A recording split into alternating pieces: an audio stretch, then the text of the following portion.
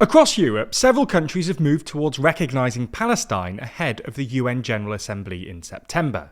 But in Belgium, the issue has thrown the government into turmoil. The fragile five-party coalition has failed to agree on a common stance, with three of its members growing increasingly impatient over what they see as the executive's silence on Israel's war in Gaza and the unfolding humanitarian disaster. Tensions have escalated further after the Deputy Prime Minister and Foreign Minister threatened a full-blown government crisis, vowing to block key decisions unless Belgium adopts a tougher line on Israel. So in this video, we're going to take a look at why Belgium's government is so divided over its stance on Israel, and whether this coalition crisis could actually bring down the government.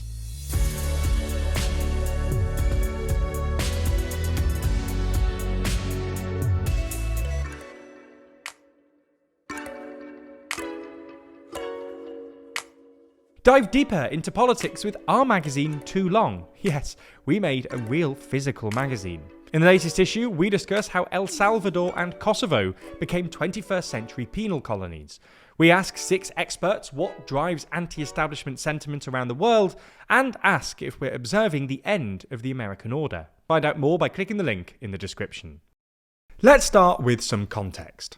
In January, 5 Belgian parties struck a coalition deal months after the June 2024 national elections, which brought about the end of former Prime Minister Alexander De Croo's 7-party Vivaldi coalition.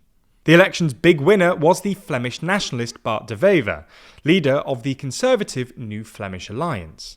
Over the past 2 decades, de Wever has transformed his party from near irrelevance into the country's dominant political force. With the most seats in Parliament, he became Belgium's new Prime Minister, marking the first time a Belgian premier was a nationalist from the Dutch-speaking Flanders region.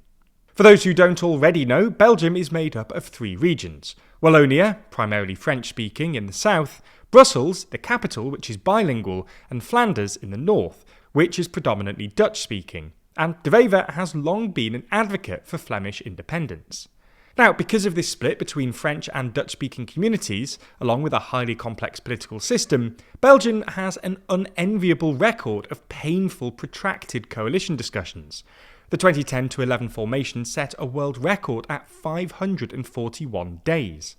As expected, de Wever's negotiations dragged on for months. Talks repeatedly stalled over ideological differences, especially on how to tackle Belgium's swelling budget deficit. 4.5% of GDP in 2024, well above the EU's 3% ceiling. De Wever floated a 10% capital gains tax on shares and bonds, but this was rejected by his future partners. Georges-Louis Bouchet, the pro-business leader of the reformist movement, or MR, opposed the idea outright, and instead demanded tax cuts for the wealthy, whom he insists are already taxed enormously. Meanwhile, Conor Rousseau, head of the Flemish Social Democratic Vooruit, refused to enter government without higher taxes on the rich, sparking tensions with Bouchet from the outset.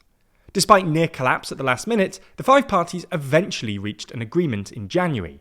The new government brought together 3 Flemish parties: de Wever's Conservative N-VA, the centre-right Christian Democrats, and Rousseau's centre-left Vooruit, alongside 2 French-speaking parties from Wallonia: the centrist Les Engagés and the centre-right MR.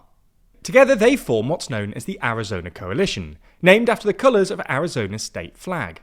While its formation was greeted with relief, many observers noted the strained relations and disputes that marred negotiations, warning the coalition was born out of sheer fatigue, and surely enough, cracks soon appeared.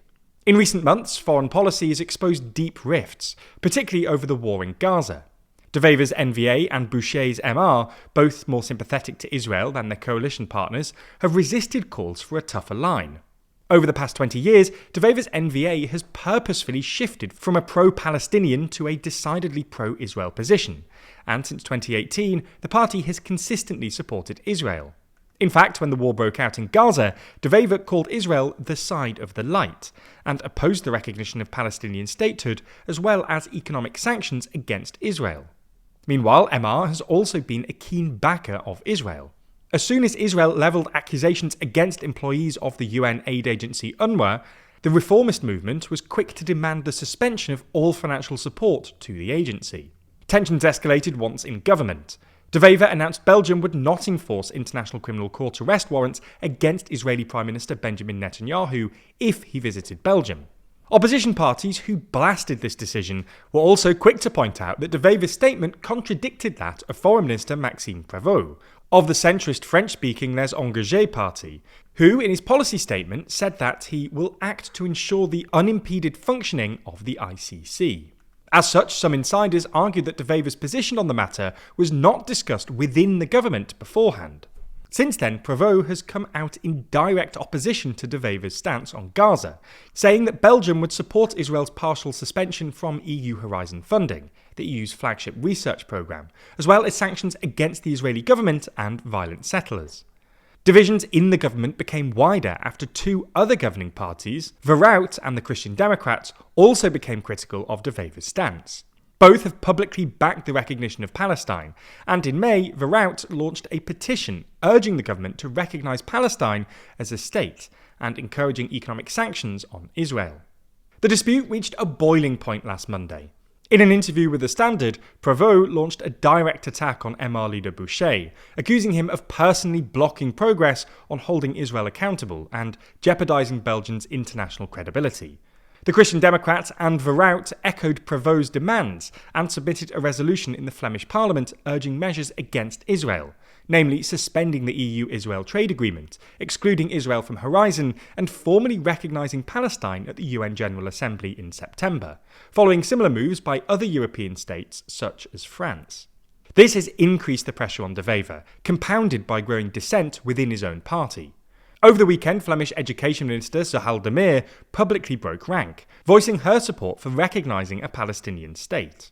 Public opinion is also turning against the Prime Minister. An Ipsos poll found that 6 in 10 Flemings believe he should condemn the war in Gaza more forcefully and back sanctions against Benjamin Netanyahu's government. Even King Philippe echoed public sentiment in July, calling the situation in Gaza a disgrace to humanity, while pro-Palestinian protests in Brussels have grown louder. In May, demonstrators splattered the reformist movement's headquarters in red paint to denounce its opposition to sanctions on Israel. And in June, tens of thousands of people came out to protest in Brussels, wearing red clothing to symbolically create the red line they say the government has failed to draw to halt Israel's campaign in Gaza. Still, De Wever has resisted mounting calls, insisting that recognising Palestine without the right conditions would be pointless and counterproductive. Nevertheless, Prévost called Gaza a crucial issue for him and his party, and warned of a government crisis, threatening to block important dossiers if the government did not toughen its stance soon. However, during a cabinet meeting on Wednesday, the coalition failed to reach consensus on how to move forward. Whilst it may be premature to suggest the government could be brought down, Prévost's threats and the cementing internal divisions between the reformists and De Wever against other parties raise serious questions on the government's future stability. Now, this story has been covered thoroughly across the media landscape, as has this story about Prime Minister Bart De Wever cautioning against seizing frozen Russian assets, with 14 sources reporting on it. Taking a closer look, you can see that 4 of these sources come from the right and 3 of them come from the left. It's clear that there are some vast differences between each side of the political spectrum, with the right emphasising the legal and sovereignty risks of outright seizing Russian state assets, while the left highlights international cooperation, humanitarian impact, and the potential benefits for Ukraine. We're able to get this in-depth analysis thanks to our sponsor this week, Ground News, a website and app that collects articles from around the world, helping you burst your media bubble. For every story just like this one, you're able to see just how many sources are reporting on it, as well as where those sources fall politically. And that's important, as the same story can take a completely different meaning depending on how it's framed to us. Something that we find helps us tackle this problem even further is their fantastic blind spot feature, a newsfeed dedicated to showing us which stories are improperly covered by one side of the political spectrum or the other. Here you can expand your own viewpoint, or simply help you understand someone else's media reality. It's no secret that the current media landscape is constantly trying to capture your attention and sway you one way or the other. So having a tool that helps you understand bias and how it affects the media you consume is extremely crucial. If you're interested in staying on top of the news and want to explore more of the amazing features Ground News has to offer, we're offering 40% off the Unlimited Access Vantage Plan subscription by using the link in the description or scanning the QR code on screen. This offer is only available here, so make sure you go to ground.news/TLDR or click the link in the description to get started today.